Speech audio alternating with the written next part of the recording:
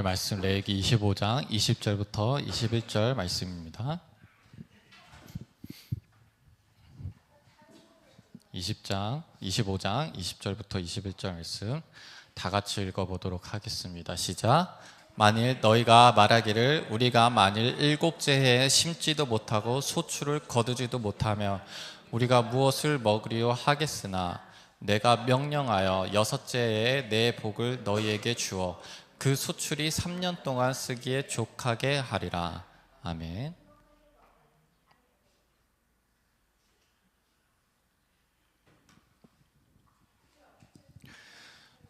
제가 31년 살면서 요즘에 처음으로 걸그룹을 응원을 하고 있어요. 리센느라는 그룹이거든요. 요즘에 되게 핫해요. 그 친구들이 최근에 이제 뜨기 시작했는데 저는 한 반년 전부터 먼저 알고 있었습니다. 제가 먼저 좋아했었는데 예전에는 이제 내 나이 또래 친구들이 이쁜 척하고 귀여운 척하는 거 좀 못 봐주겠더라고요. 그런데 요즘에는 이게 30대가 되니까 삼촌의 마음으로 응원을 하게 되는 거예요. 근데 그 친구 중에 이제 리더인 애가 거제도 출신이에요. 이제 거제시 출신인데 다른 아이돌들은 초등학교 때부터 이제 학원을 다니고 다 중졸합니다. 고등학교를 안 가고 대형 기획사를 가요.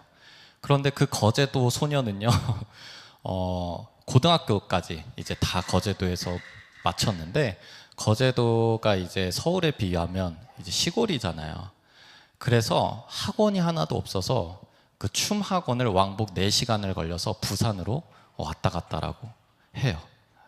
그러면서 서울에서 태어났으면 이 고생 안 했을 텐데 막 이런 얘기를 하는 거예요. 그런데 그 친구가 요즘에 이제 뜨는 이유가 거제도 출신이라서 사투리를 아주 능숙하게 하고 고등학교 때까지 다 잘 나와가지고 애가 굉장히 이제 되게 안정적이고 되게 귀여워. 그리고 그 시골 출신의 매력이 있는 거예요. 서울 사람들한테는 못 느끼는. 그래서 그 친구가 유튜브에 나오는데 자기의 고향을 찾아가는데 그 고향에서 이제 자기가 자라왔던 그런 거를 쭉 하는데 사람들이 그걸 보면서 너무나 감동을 느끼고 공감을 하는 거예요. 그러면서 이제 그 금요일 날에도 유튜브가 나왔는데 그 마지막에 이제 아모르 파티라는 그 노래가 나오면서 그 친구들이 막 춤을 추는데 그 PD가 이 아모르 파티에 대해서 뜻을 알려주더라고요. 여러분 아모르 파티 아시죠? 그 김연자 선생님의 유명한 트로트 노래잖아요. 너무 신나고 좋은 노래잖아요. 근데 그 아모르 파티라는 그 뜻이 뭐냐면 이 인생을 후회 없이 즐겁게 살라라는 거예요. 이 아모르 파티를 누가 얘기를 하냐면 니체가 얘기를 했거든요. 근데 여러분 니체 하면 뭐가 생각나시냐면 안 생각날 수도 있어요. 니체라고 하면 신은 죽었다 라고 말한 사람으로 유명을 하죠. 그럼 니체가 이 아모르 파티라는 걸 왜 얘기했냐면 이 니체라는 건 영원한 회귀 사상을 가지고 있어요. 그러니까 우리의 삶이 끝없이 반복된다라는 거예요. 교회에서 얘기하는 건 좀 다르죠. 우리는 죽고 나서 영생을 얻어 천국에 가서 평생을 사는 겁니다. 근데 니체는 그거 아니다. 우리의 삶은 죽을 때까지, 이 세상이 끝날 때까지 우리가 이 인생을 계속해서 반복적으로 산다라고 얘기를 해요. 그러면서 하는 얘기가 그렇기 때문에 이 인생의 모든 부분을 사랑하라는 거예요. 그렇기 때문에 후회 없이 이 인생을 그냥 받아들이고 이 인생을 우리가 즐겁게 살아야 된다라고 얘기를 하고 있어요. 그래서 그거를 아모르 파티라고 얘기를 해요. 그런데 이 니체가요, 독실한 기독교 집안이에요. 아빠가 목사님이에요. 네. 그런데 니체가 왜 이렇게 흑화를 해가지고 신은 죽었다라고 얘기를 하고 영생? 그런 거 없어. 우리는 평생 윤회 사상으로 똑같은 삶을 계속해서 반복적으로 살아라고 왜 그렇게 니체가 생각이 바뀌었을까라는 거예요. 니체는 죽을 때까지 예수님을 굉장히 사랑했어요. 그런데 왜 신은 죽었다라고 하고 이렇게 얘기를 했냐? 당시 기독교가 니체에게 굉장히 실망을 많이 시켜서 그래요. 그 당시 기독교는 서양의 모든 문화의 뿌리가 바로 기독교예요. 그러면 그 당시 기독교들이 어떤 걸 얘기를 했냐면 그 신분 사회와 그 가난과 그 어려움과 인생의 모든 험한 그것들을 그저 참고 인내하고 순응하고, 그 참고 인내하고 순응한 것이 결국엔 너가 죽어서 천국에 가서 보상을 받을 것이다 라고 얘기를 한 거예요. 왜 이렇게 얘기를 했을까요? 귀족들이, 돈 있는 사람들이, 지배계층들이 이 모든 불합리함을 합리화시키기 위해서 그렇게 이 기독교의 그러한 것들을 자기들 마음대로 만지면서 하나님에 대해서 그렇게 소개를 한 거예요. 너 가난해? 참아. 가난한 게 좋은 거야. 부자는 천국에 못 가. 너 어려움이 있고 너가 만약에 이제 노예계층이야, 너가 귀족이 아니야, 참아. 그냥 받아들이고 순응해. 그냥 그렇게 힘들게 살아. 결국에는 하나님이 천국에서 보상해 줄 거야 라고 얘기를 하는 거예요. 그러니까 이것이 바로 하나님의 말씀이 율법화가 돼서 너 그런 거 바라지 마. 그냥 살아. 이거 지키고 저거 지키고 그러면서 살아라. 그러니까 내 삶을 의미 없이 살아가게 되고 주체 없이 살아가게 되고 그냥 모든 것이 하나님의 뜻이야. 그냥 하나님의 뜻이니까 하나님이 너에게 준 삶이 바로 그러한 삶이니까 너는 그냥 그 삶을 그대로 살아라. 이런 식으로 그 당시 기독교에서 사람들에게 그렇게 얘기를 한 거예요. 그러면서 내세화를 시키는 거죠. 내세화가 뭐냐면 지금 우리가 이 살아가는 이 삶은 중요한 게 아니야. 결국엔 우리가 천국 가서 다 보상받을 거야. 이 삶이 대충 살아도, 이 삶이 불행해도, 이 삶이 그냥 너가 그냥 그렇게 살아도 중요하지 않아. 하나도 안 중요해.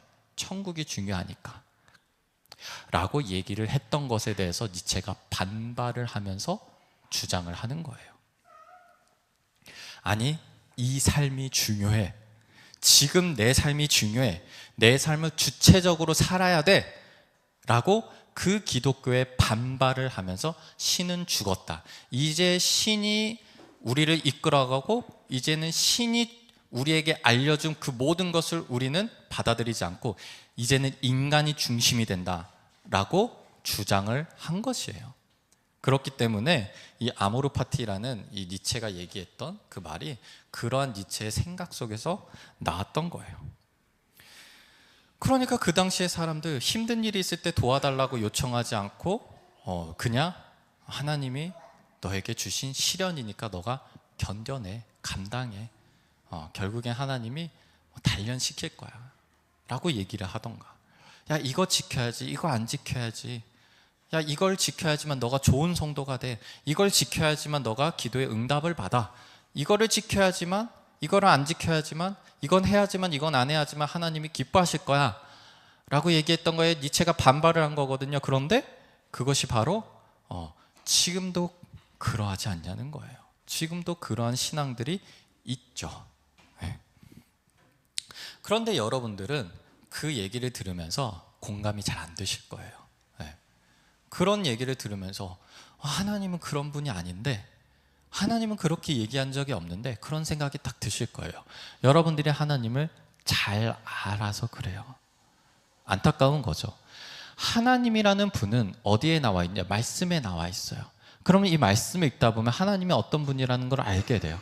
그런데 니체가 그때 실망한 기독교처럼 하나님의 이거 붙이고 저거 붙이고 자기 멋대로 개조해서 내가 지배하기 쉽게, 내 말을 주장하기 쉽게 막 붙여서 주장하니 니체가 그걸 보고서 실망을 하면서 반발을 한 건데, 그런데 니체는 예수님을 끝까지 사랑했다라고 본인 스스로 얘기를 해요. 그런데 우리는 알고 있죠. 하나님은 그런 분이 아니라는 거를. 하나님이 우리에게 너의 삶이 힘들어? 걱정하지 마. 그냥 힘든 채로 살아. 천국에서 내가 다 보상해 줄게, 이런 분이 아니죠. 너가 어려운 일이 있어? 너가 가난하게 살아? 그냥 그게 너의 운명이야. 가난한 게 좋은 거야. 그냥 그렇게 살아 라고 하는 분이 아니라는 것을 우리는 알고 있죠. 오늘 말씀을 통해서도 그게 나타나는 거예요. 오늘 말씀에는 안식년이라는 게 나와요. 그 당시에는 농경사회였죠. 농사를 막 지어요. 그런데 그 농사를 하면 우리는 비료를 뿌리죠. 그 당시에는 뭐 비료가 있겠어요? 그냥 동물들의 그런 것들을 이제 비료로 뿌리고 하잖아요.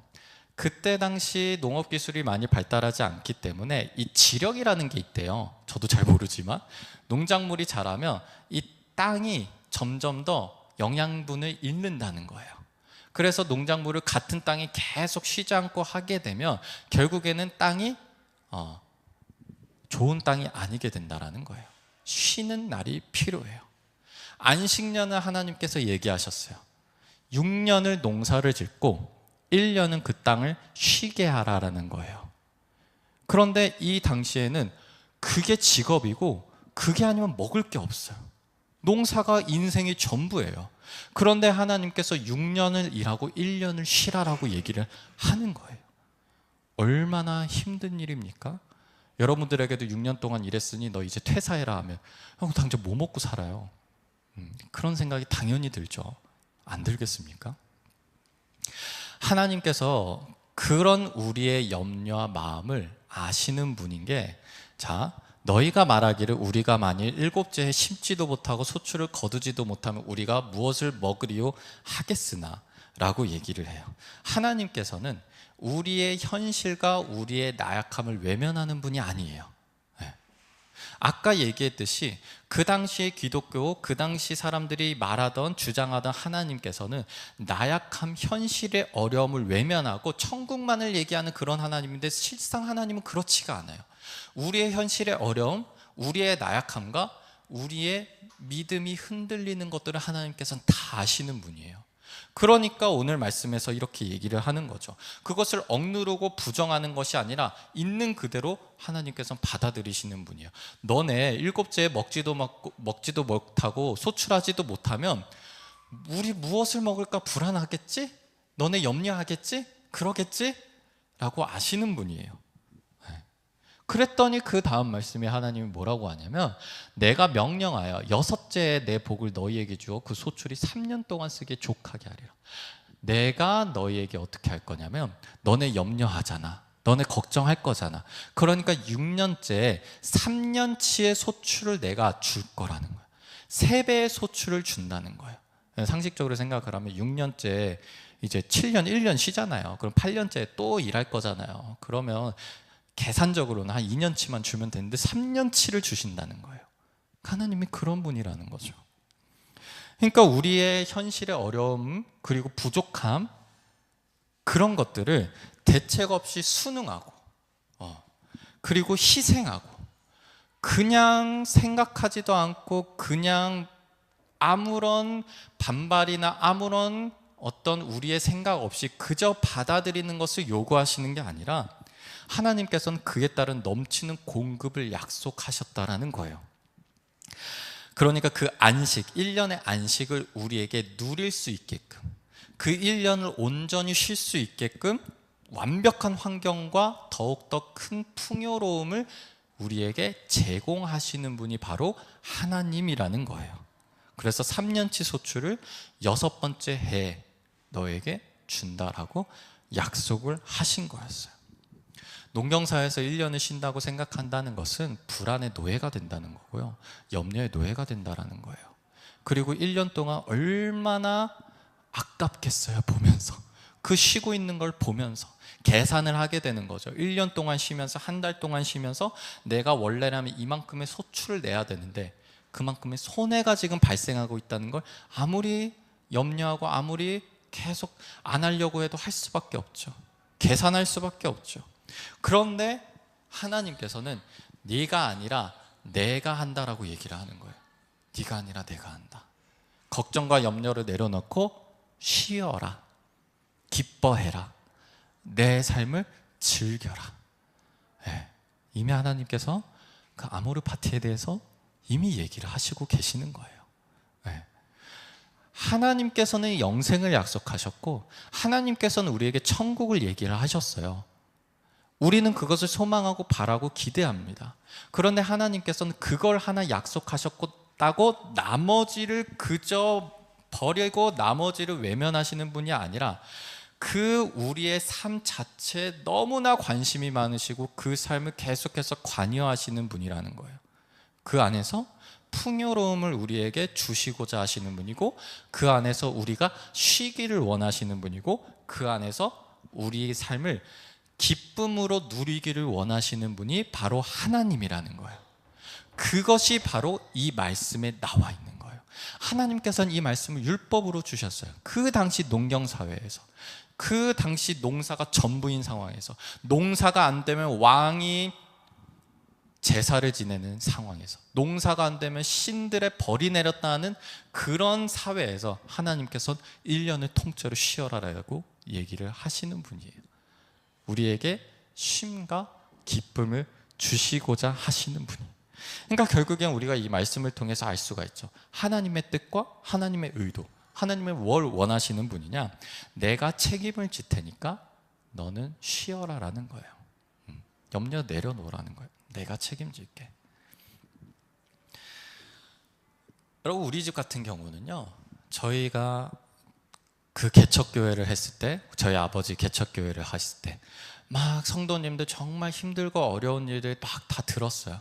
그런데 저희 아버지가 집에 와가지고 저는 맨날 집에서 아빠를 기다리면서 놀아달라고 맨날 기다렸어요. 그런데 아빠가 그 어려움과 그 힘든 얘기를 다 들으면서 온갖 인상을 쓰면서 그러지 않았어요. 그 문 앞에서 이렇게 모든 것을 탈탈 털어버리고 그리고 저랑 재밌게 논 거예요. 그때 당시에 교회에 성도가 몇 명이나 있겠어요. 그 당시에 어떻게 했냐면 저희가 반지하에서 살았는데 그 반지하가 교회였어요. 그 거실을 책상을 길게 펴가지고 그 성도 4-5명이서 거기서 예배를 드렸어요. 그런 교회를 하고 있었어요. 월급이 뭐가 있겠습니까? 그러면 애들을 키워야 되죠. 성도들은 힘들다고 얘기를 해야 되죠. 이번 달만 해도 뭐 사례비 그런 거 상상도 할 수 없는데 그 가계부 막 돈이 나가죠. 아이들 커야 되는데 교육비 들어가죠. 그 모든 것을 다 안고 가면 어떻게 거기서 그 아들과 웃으면서 놀 수 있겠냐는 거예요. 그걸 다 버렸다니까요. 그리고 기쁨과 누림으로 그 당시의 삶을 즐겼죠. 분리시킬 줄 알아야 되는 거예요. 버릴 줄 알아야 되는 거예요. 그래서 저도 그걸 보고 배우니까 저도 어떻게 하냐면 나의 삶이 어떻고 저쩌고 제가 아주 현실적인 사람이라서 너무나 잘 알거든요. 우리 나이 또래들이 얼마나 벌고 얼마나 돈을 모아놨고 그것이 결혼시장을 가서 어떻게 되고 그래서 30, 40대 어떻게 준비를 해가지고 아이를 기르고 돈을 모으고 집을 마련을 해야 되고 저는 너무나 그 명확한 수치까지 다 계산해 선 사람인데 그거 나에게는 염려와 걱정으로 안 되고 그냥 나는 하루하루를 즐기는 거예요. 그래서 요즘엔 드라이브에 맞들려가지고 혼자 막 드라이브도 가고 어제는 혼자 영화를 보러 가가지고 군체라는 영화를 혼자 보고 왔어요. 제가 좀비 영화를 좋아하는데 아무도 좀비 영화 좋아하는 사람이 없어서 그냥 혼자 보고 왔어요.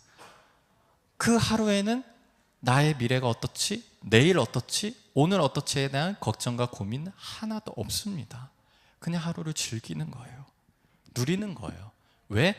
하나님이 내가 책임질 테니 너는 쉬고 누려라. 너의 삶을 기쁨으로 지내라라고 나에게 약속을 하셨기 때문에 나는 그 약속을 믿었어요. 저희 아버지가 그걸 믿어서 우리 가정이 정말로 6번째 해에 3년치의 소출을 받아서 그 쉬는 동안 아무런 걱정과 염려 없이 기쁨과 누림으로 1년을 온전히 쉬었던 그 하나님의 놀라운 역사를 우리 가족이 체험을 해봤기 때문에 그러한 삶을 살아갈 수가 있었다는 거죠. 여러분 안식년 누리는 사람이 되겠어요? 아니면 걱정과 염려를 가득해서 그 1년을 농사를 했으면 이 정도의 그 소출이 있었을 텐데 기회비용 따져가면서 1년을 쉬었으니까 난 이 정도가 부족할 거야. 다들 안식일이라 했으니까 다들 막 쉬면서 올해는 쉬어야지, 올해는 안식년이니까 우리 가족들하고 시간도 보내고, 내가 취미생활도 하고 했을 때 혼자 방 안에 갇혀가지고 이거 하나님이 왜 쉬라고 했을까, 1년을 쉬면 이만큼 쏘는데 걱정과 염려, 내년엔 또 어떻게 살아가야 하고, 내년은 우리 가족을 어떻게 이끌어가야 되고, 그러면서 사시겠어요. 여러분, 안식년을 어떻게 보내실 거냐는 거예요. 이것을 우리의 삶에 적용을 해보자는 거예요. 오늘이 안식일이잖아요. 오늘 주일 쉬는 날이에요. 여러분, 오늘 아침에 일어나서 혹시 내일 염려해 보셨어요? 교회 올 때 내가 이럴 때가 아닌데 이러면서 오셨나요? 쉬시겠어요? 염려하시겠어요? 여러분들의 선택지에 달려 있습니다. 안식년을 쉬셨잖아요. 안식일도 마찬가지예요. 그러면 이것을 좀 더 쪼개봐서 어떻게 되겠어요? 퇴근하고 라고 쪼개보자고요. 그러면 퇴근하고 나서 회사 일 걱정해야 될까요? 내일 출근해서 어떻게 해야 되지? 내가 또 내일 뭐 해야 되지? 그때 그 사람이 뭘 얘기를 했는데 내가 맡은 프로젝트가 어디 있는데, 그거를 퇴근하고 나서 집에서 샤워하면서 그 생각 하시겠어요? 밥 먹으면서 그 생각 하시겠어요? 자면서 그 생각 하시겠어요? 이거를 우리가 끊어내고 버리자는 거예요. 온전하게 쉬자고요. 온전하게 누리자고요. 방해하는 것들은 맡기자고요. 왜? 하나님이 약속하셨어요. 6번째에 분명히 3배의 소출을 하게 돼서 너가 걱정하고 염려하는 그러한 일을 절대로 일어나지 않게 풍요롭게 내가 책임질게 라고 약속을 하셨던 거예요. 그리고 강력하게 권면하기를, 여러분 특히 사랑하는 사람하고 시간을 보낼 때 여러분들이 가지고 있던 거 다 버리시길 바랍니다. 걱정과 염려, 그것이 다 전이가 됩니다. 가족들하고 지낼 때, 친구들하고 지낼 때, 사랑하는 연인하고 지낼 때 여러분들이 가지고 있던 걱정과 염려, 여러분들이 회사에서 받았던 스트레스, 여러분들이 가지고 있는 앞으로의 나의 삶에 대한 그런 모든 걱정들 다 버리고, 그리고 집 가서 쉬시고 사람 만나서 노시고 편하게 삶을 온전하게 누리시길 바랍니다. 하나님이 책임지시겠다고 약속하셨습니다. 기도하도록 하겠습니다. 하나님 아버지, 우리 그 안식년을 즐기는 자들이 되게 하여 주시옵소서. 하나님, 그 안식일을 즐기는 자들이 되게 하여 주시옵소서. 우리 가정에서 온전히 편하게 쉬는 자들이 되게 하여 주시옵소서. 걱정과 염려 하나님이 책임지겠다 하셨으니, 하나님, 우리가 그 소출이 얼마나 손해가 나고 소출이 안 나는 것을 걱정하는 자들이 아닌 하나님께서 선물로 주시는 온전한 쉼을, 누림을 계속해서 누리는 자들이 되게 하여 주시옵소서. 주님, 우리가 누리는데 걱정하고 염려하는 것들이 있습니다. 하나님, 3배 소출이 난다고 하셨습니다. 현실적으로 놀라운 역사를 우리에게 보여주심에, 그런 놀라운 하나님의 역사를 우리도 체험할 수 있게 하여 주시옵소서. 그를 통해서 정말 내 삶을 이끌어가는 것이 하나님이고 내가 책임질 필요가 없고 하나님이 나를 먹이시는 분이라는 것을 우리가 정말로 체험하고 경험할 수 있게 하여 주시옵소서. 예수 그리스도의 이름으로 기도하였습니다. 아멘.